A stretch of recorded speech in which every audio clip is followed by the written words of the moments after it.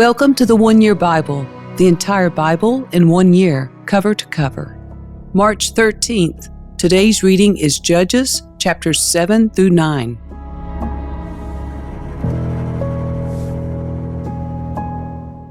So Jerubbaal, that is Gideon, and his army got up early and went as far as the spring of Harod. The armies of Midian were camped north of them in the valley near the hill of Moreh. The Lord said to Gideon, "You have too many warriors with you. If I let all of you fight the Midianites, the Israelites will boast to me that they saved themselves by their own strength. Therefore tell the people, whoever is timid or afraid may leave this mountain and go home." So 22,000 of them went home, leaving only 10,000 who were willing to fight. But the Lord told Gideon, "There are still too many. Bring them down to the spring, and I will test them to determine who will go with you and who will not." When Gideon took his warriors down to the water, the Lord told him, "Divide the men into 2 groups. In one group, put all those who cup water in their hands and lap it up with their tongues like dogs. In the other group, put all those who kneel down and drink with their mouths in the stream." Only 300 of the men drank from their hands. All the others got down on their knees and drank with their mouths in the stream. The Lord told Gideon, "With these 300 men, I will rescue you and give you victory over the Midianites. Send all the others home." So Gideon collected the provisions and ram's horns of the other warriors and sent them home. But he kept the 300 men with him. The Midianite camp was in the valley just below Gideon. That night, the Lord said, "Get up, go down into the Midianite camp, for I have given you victory over them. But if you are afraid to attack, go down to the camp with your servant Purah. Listen to what the Midianites are saying, and you will be greatly encouraged. Then you will be eager to attack." So Gideon took Purah and went down to the edge of the enemy camp. The armies of Midian, Abimelech, and the people of the east had settled in the valley like a swarm of locusts. Their camels were like grains of sand on the seashore, too many to count. Gideon crept up just as a man was telling his companion about a dream. The man said, "I had this dream. And in my dream, a loaf of barley bread came tumbling down into the Midianite camp. It hit a tent, turned it over, and knocked it flat." His companion answered, "Your dream can mean only one thing. God has given Gideon, son of Joash, the Israelite, victory over Midian and all its allies." When Gideon heard the dream and its interpretation, he bowed in worship before the Lord. Then he returned to the Israelite camp and shouted, "Get up, for the Lord has given you victory over the Midianite hordes." He divided the 300 men into 3 groups and gave each man a ram's horn and a clay jar with a torch in it. Then he said to them, "Keep your eyes on me. When I come to the edge of the camp, do just as I do. As soon as I and those with me blow the ram's horns, blow your horns too, all around the entire camp, and shout, 'For the Lord and for Gideon.'" It was just after midnight, after the changing of the guard, when Gideon and the 100 men with him reached the edge of the Midianite camp. Suddenly, they blew the ram's horns and broke their clay jars. Then all 3 groups blew their horns and broke their jars. They held the blazing torches in their left hands and the horns in their right hands, and they all shouted, "A sword for the Lord and for Gideon!" Each man stood at his position around the camp and watched as all the Midianites rushed around in a panic, shouting as they ran to escape. When the 300 Israelites blew their ram's horns, the Lord caused the warriors in the camp to fight against each other with their swords. Those who were not killed fled to places as far away as Beth-shittah near Zererah, and to the border of Abel-Meholah near Tabbath. Then Gideon sent for the warriors of Naphtali, Asher, and Manasseh, who joined in chasing the army of Midian. Gideon also sent messengers throughout the hill country of Ephraim, saying, "Come down to attack the Midianites. Cut them off at the shallow crossings of the Jordan River at Beth-barah." So all the men of Ephraim did as they were told. They captured Oreb and Zeb, the two Midianite commanders, killing Oreb at the rock of Oreb and Zeb at the winepress of Zeb. And they continued to chase the Midianites. Afterward, the Israelites brought the heads of Oreb and Zeb to Gideon, who was by the Jordan River. Then the people of Ephraim asked Gideon, "Why have you treated us this way?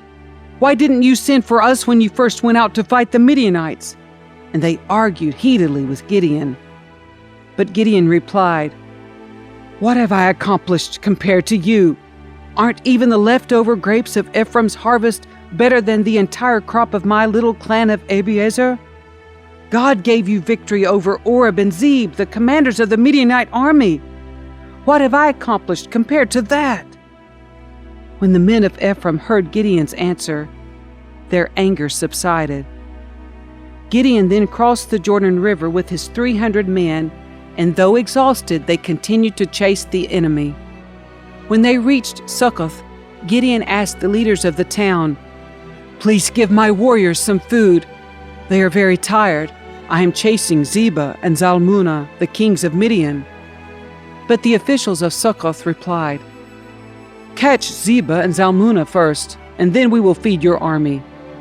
So Gideon said, "After the Lord gives me victory over Zebah and Zalmunna, I will return and tear your flesh with the thorns and briars from the wilderness." From there, Gideon went up to Peniel and again asked for food, but he got the same answer. So he said to the people of Peniel, "After I return in victory, I will tear down this tower." By this time, Zebah and Zalmunna were in Kyker with about 15,000 warriors, all that remained of the allied armies of the east, for 120,000 had already been killed. Gideon circled around by the caravan route east of Nobah and Jogbehah, taking the Midianite army by surprise. Zebah and Zalmunna, the two Midianite kings, fled, but Gideon chased them down and captured all their warriors. After this, Gideon returned from the battle by way of Heres Pass. There he captured a young man from Succoth and demanded that he write down the names of all the 77 officials and elders in the town. Gideon then returned to Succoth and said to the leaders, "Here are Zebah and Zalmunna. When we were here before, you taunted me, saying, 'Catch Zebah and Zalmunna first, and then we will feed your exhausted army.'" Then Gideon took the elders of the town and taught them a lesson, punishing them with thorns and briars from the wilderness. He also tore down the tower of Peniel and killed all the men in the town. Then Gideon asked Zebah and Zalmunna, "The men you killed at Tabor, what were they like?" "Like you," they replied. "They all had the look of a king's son." "They were my brothers, the sons of my own mother," Gideon exclaimed. "As surely as the Lord lives, I wouldn't kill you if you hadn't killed them." Turning to Jether, his oldest son, he said, "Kill them." But Jether did not draw his sword, for he was only a boy and he was afraid. Then Zebah and Zalmunna said to Gideon, "Be a man! Kill us yourself!" So Gideon killed them both and took the royal ornaments from the necks of their camels. Then the Israelites said to Gideon, "Be our ruler! You and your son and your grandson will be our rulers, for you have rescued us from Midian." But Gideon replied, "I will not rule over you, nor will my son. The Lord will rule over you. However, I do have one request, that each of you give me an earring from the plunder you collected from your fallen enemies." The enemies, being Ishmaelites, all wore gold earrings. "Gladly," they replied. They spread out a cloak, and each one threw in a gold earring he had gathered from the plunder. The weight of the gold earrings was 43 pounds, not including the royal ornaments and pendants, the purple clothing worn by the kings of Midian, or the chains around the necks of their camels. Gideon made a sacred ephod from the gold and put it in Ophrah, his hometown. But soon all the Israelites prostituted themselves by worshiping it, and it became a trap for Gideon and his family. That is the story of how the people of Israel defeated Midian, which never recovered. Throughout the rest of Gideon's lifetime, about 40 years, there was peace in the land. Then Gideon, son of Joash, returned home. He had 70 sons born to him, for he had many wives. He also had a concubine in Shechem, who gave birth to a son whom he named Abimelech. Gideon died when he was very old, and he was buried in the grave of his father Joash at Ophrah in the land of the clan of Abiezer. As soon as Gideon died, the Israelites prostituted themselves by worshiping the images of Baal, making Baal-berith their god. They forgot the Lord their God, who had rescued them from all their enemies surrounding them, nor did they show any loyalty to the family of Jerubbaal, that is, Gideon, despite all the good he had done for Israel. One day Gideon's son, Abimelech, went to Shechem to visit his uncles, his mother's brothers. He said to them and to the rest of his mother's family, "Ask the leading citizens of Shechem whether they want to be ruled by all 70 of Gideon's sons or by one man. And remember that I am your own flesh and blood." So Abimelech's uncles gave his message to all the citizens of Shechem on his behalf. And after listening to this proposal, the people of Shechem decided in favor of Abimelech because he was their relative. They gave him 70 silver coins from the temple of Baal-berith, which he used to hire some reckless troublemakers who agreed to follow him. He went to his father's home at Ophrah, and there, on one stone, they killed all 70 of his half-brothers, the sons of Gideon. But the youngest brother, Jotham, escaped and hid. Then all the leading citizens of Shechem and Beth Millo called a meeting under the oak beside the pillar at Shechem and made Abimelech their king.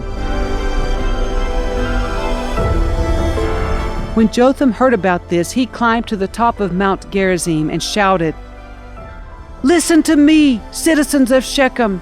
Listen to me if you want God to listen to you! Once upon a time, the trees decided to choose a king. First they said to the olive tree, 'Be our king.' But the olive tree refused, saying, 'Should I quit producing the olive oil that blesses both God and people, just to wave back and forth over the trees?' Then they said to the fig tree, 'You be our king.' But the fig tree also refused, saying, 'Should I quit producing my sweet fruit, just to wave back and forth over the trees?' Then they said to the grapevine, 'You be our king.' But the grapevine also refused, saying, 'Should I quit producing the wine that cheers both God and people, just to wave back and forth over the trees?' Then all the trees finally turned to the thorn bush and said, 'Come, you be our king.' And the thorn bush replied to the trees, 'If you truly want to make me your king, come and take shelter in my shade. If not, let fire come out from me and devour the cedars of Lebanon.'" Jotham continued, "Now make sure you have acted honorably and in good faith by making Abimelech your king, and that you have done right by Gideon and all his descendants. Have you treated him with the honor he deserves for all he accomplished? For he fought for you and risked his life when he rescued you from the Midianites. But today you have revolted against my father and his descendants, killing his 70 sons on one stone. And you have chosen his slave woman's son, Abimelech, to be your king, just because he is your relative. If you have acted honorably and in good faith toward Gideon and his descendants today, then may you find joy in Abimelech, and may he find joy in you. But if you have not acted in good faith, Then may fire come out from Abimelech and devour the leading citizens of Shechem and Beth Millo. And may fire come out from the citizens of Shechem and Beth Millo and devour Abimelech."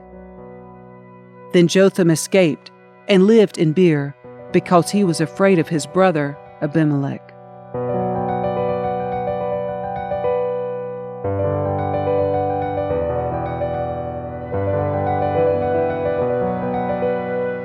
After Abimelech had ruled over Israel for 3 years, God sent a spirit that stirred up trouble between Abimelech and the leading citizens of Shechem, and they revolted.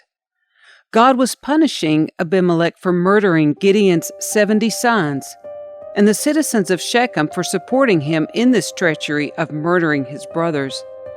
The citizens of Shechem set an ambush for Abimelech on the hilltops and robbed everyone who passed that way. But someone warned Abimelech about their plot. One day, Gaal, son of Ephod, moved to Shechem with his brothers and gained the confidence of the leading citizens of Shechem. During the annual harvest festival at Shechem, held in the temple of the local god, the wine flowed freely, and everyone began cursing Abimelech. "Who is Abimelech?" Gaal shouted. "He's not a true son of Shechem, so why should we be his servants? He's merely the son of Gideon, and this Zebul is merely his deputy. Serve the true sons of Hamor, the founder of Shechem. Why should we serve Abimelech? If I were in charge here, I would get rid of Abimelech. I would say to him, 'Get some soldiers and come out and fight.'" But when Zebul, the leader of the city, heard what Gaal was saying, he was furious. He sent messengers to Abimelech in Arumah, telling him, "Gaal, son of Ephod, and his brothers have come to live in Shechem, and now they are inciting the city to rebel against you. Come by night with an army and hide out in the fields. In the morning, as soon as it is daylight, attack the city. When Gaal and those who are with him come out against you, you can do with them as you wish." So Abimelech and all his men went by night and split into 4 groups, stationing themselves around Shechem. Gaal was standing at the city gates when Abimelech and his army came out of hiding. When Gaal saw them, he said to Zebul, "Look, there are people coming down from the hilltops." Zebul replied, "It's just the shadows on the hills that look like men." But again Gaal said, "No, people are coming down from the hills, and another group is coming down the road past the diviner's oak." Then Zebul turned on him and asked, "Now where is that big mouth of yours? Wasn't it you that said, 'Who is Abimelech, and why should we be his servants?' The men you mocked are right outside the city. Go out and fight them." So Gaal led the leading citizens of Shechem into battle against Abimelech. But Abimelech chased him, and many of Shechem's men were wounded and fell along the road as they retreated to the city gate. Abimelech returned to Arumah, and Zebul drove Gaal and his brothers out of Shechem. The next day the people of Shechem went out into the fields to battle. When Abimelech heard about it, he divided his men into 3 groups and set an ambush in the fields. When Abimelech saw the people coming out of the city, he and his men jumped up from their hiding places and attacked them. Abimelech and his group stormed the city gate to keep the men of Shechem from getting back in, while Abimelech's other 2 groups cut them down in the fields. The battle went on all day before Abimelech finally captured the city. He killed the people, leveled the city, and scattered salt all over the ground. When the leading citizens who lived in the tower of Shechem heard what had happened, they ran and hid in the temple of Baal-berith. Someone reported to Abimelech that the citizens had gathered in the temple, so he led his forces to Mount Zalmunna. He took an axe and chopped some branches from a tree, then put them on his shoulder. "Quick, do as I have done," he told his men. So each of them cut down some branches. Following Abimelech's example, they piled the branches against the walls of the temple and set them on fire. So all the people who had lived in the tower of Shechem died. about 1,000 men and women. Then Abimelech attacked the town of Thebez and captured it. But there was a strong tower inside the town, and all the men and women, the entire population, fled to it. They barricaded themselves in and climbed up to the roof of the tower. Abimelech followed them to attack the tower, but as he prepared to set fire to the entrance, a woman on the roof dropped a millstone that landed on Abimelech's head and crushed his skull. He quickly said to his young armor-bearer, "Draw your sword and kill me! Don't let it be said that a woman killed Abimelech!" So the young man ran him through with his sword, and he died. When Abimelech's men saw that he was dead, they disbanded and returned to their homes. In this way, God punished Abimelech for the evil he had done against his father by murdering his 70 brothers. God also punished the men of Shechem for all their evil. So the curse of Jotham, son of Gideon, was fulfilled.